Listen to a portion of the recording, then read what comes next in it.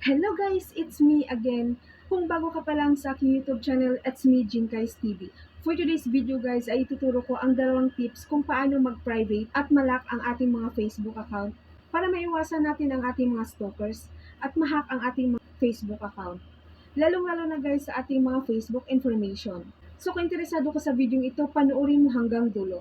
Pero bago ang lahat guys, please kung bago ka pa lang sa aking YouTube channel, please don't forget to subscribe at i-hit na rin din ang notification bell para lagi kang ma-notify sa mga videos, tips, and tutorials na aking i-upload.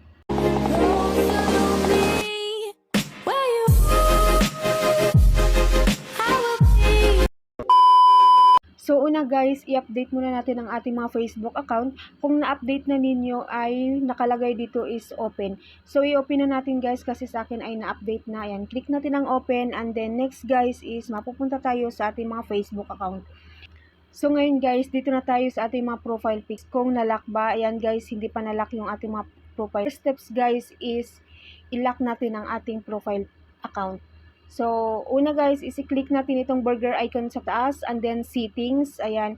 At hanapin natin dito ang audience and visibility, scroll up lang natin, ayan. Dito sa audience and visibility guys, makikita itong profile locking, ayan. Click natin yan and then mapupunta tayo dito sa lock your profile and then click natin itong nasa baba na lock your profile. And then next guys is ito na yung ating mga profile, you lock your profile. And then, okay lang natin. Second steps guys is, i-private naman natin yung ating mga Facebook information. So, i-click lang natin itong settings. Ayan. And then, dito sa tools and resources guys, i-click natin itong privacy check-up. Ayan. To guys. And then, click natin itong who can see what you share. Ayan. I-click natin yan siya. And then, mapupunta tayo dito guys sa profile information, post and stories and blocking. Ayan. I-click na lang natin itong continue.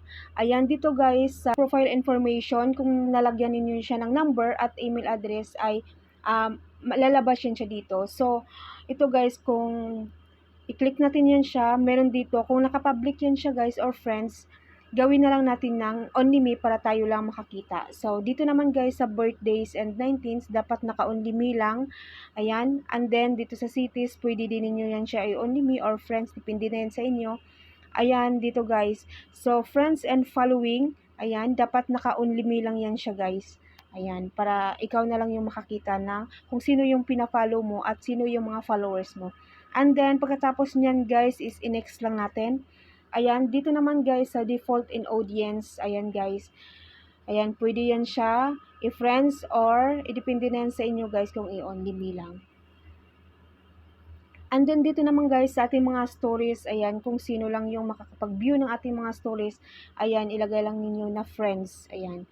And then, next guys is, ipindutin na lang itong next, ayan. And then, pagkatapos yun guys, i-next lang.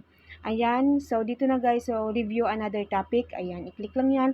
And then, dito naman guys sa how people can find you on Facebook. So, i-click lang natin yan. And then, dito guys, friend request, phone number, and email. And then, search engine. Yan, continue lang natin yan siya guys. And then, dito guys, sa friend request, ayan, pwede din, dalawang option lang yan dito guys, everyone or friends to friends. Ayan, piliin na lang natin itong friends of friends. Ayan. And then, i-next lang natin. And then, dito naman guys, sa phone number at email, ayan, i-only me lang natin guys para tayo lang makakita niyan. And then, next guys is, ayan, dito naman guys, sa search engine guys, dapat ito ay naka-off para hindi tayo basta-basta ma-search ng iba.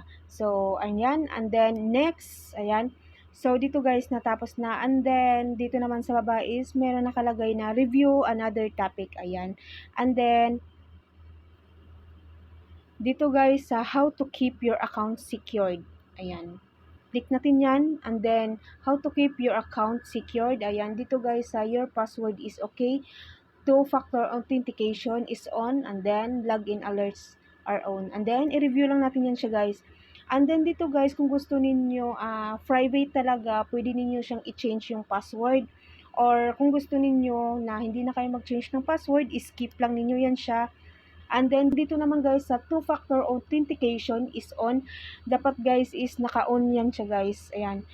kung mayroon kayong ilagay yung mga your security method, pwede yan ninyo number or email address para pag inopen ng iba yung mga account natin ay send ng notification sa ating mga account, sa ating mga number or email address. Ayan guys.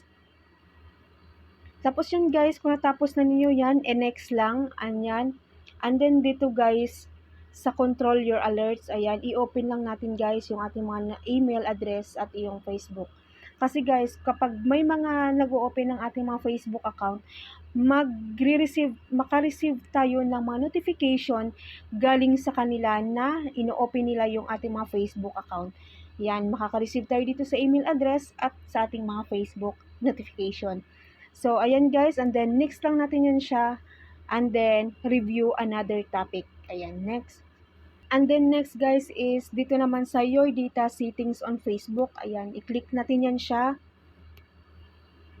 Ayan, dito guys sa apps and websites and location, ayan, continue lang natin yan siya. And then, dito guys, dito natin makikita kung ano yung ating ino-open na mga websites or mga application. Ayan, dito guys. And then, next guys is, ito guys is, naka-open kasi dito natin makikita kung sino yung nag-o-open ng ating mga Facebook account at anong lugar. Ayan, kung saang location nila in-open yung ating mga Facebook account. So, and then guys, next lang natin yan siya. And then, review another topic.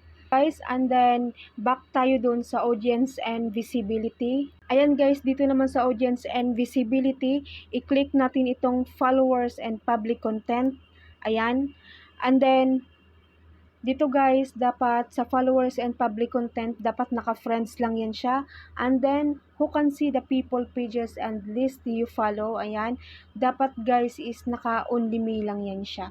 Ayan. And then, dito sa public post comment, dapat guys is friends of friends or friends only. Ayan. Pwede din. Nakadepende na yan sa inyo guys kung ano yung ilalagay ninyo. And then, dito guys, sa public post notification, ayan, pwede yan friends of friends or no one, ayan. And naman guys, sa public profile info, ayan, ilagay lang natin yung friends. Ayan guys. Ayan guys, and dito naman sa mga profile and tagging, ayan, dito guys, para maiwasan natin yung mga nagtatag sa atin, lalo na sa mga nude video guys, ayan, para maiwasan natin mag-automatic tag sa ating mga Facebook account. So, i-click lang natin itong profile and tagging. Ayan, who can post on your profile. Dapat guys is naka-only me lang yan siya. And then, who can see what other post on your profile. Ayan. Dito guys is meron kang mga option dito. Ayan, friends. Ayan. Ayan, i-click mo lang yung friends. Ayan, sa tagging naman guys, who can see post your tag in your profile. Ayan, dapat guys is naka-only me lang yan siya. Ayan. And then dito naman guys is lahat naka-only me yan siya guys. And then reviewing, ayan, pwede yan ninyo i-off or i-on. Ayan siya. So, ayan na guys. Dito naman guys sa review, what other people see on your profile. Ayan, pwede na ninyo i-review. So, ayan lang guys. Kadali guys. Ayan. So that's all guys for today's video. Kung may natutunan ka sa video ito, please don't forget to subscribe at i-hit na rin din ang notification bell para lagi kang ma-notify sa mga videos at tutorials, tips na aking i-upload. Thank you and God bless. Bye-bye!